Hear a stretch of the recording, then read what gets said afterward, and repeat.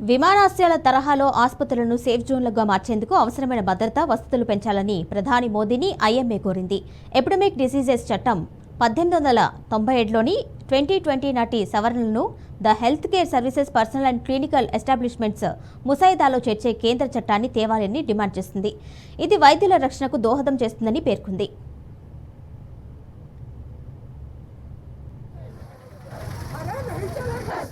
We want justice. We want justice. We want justice.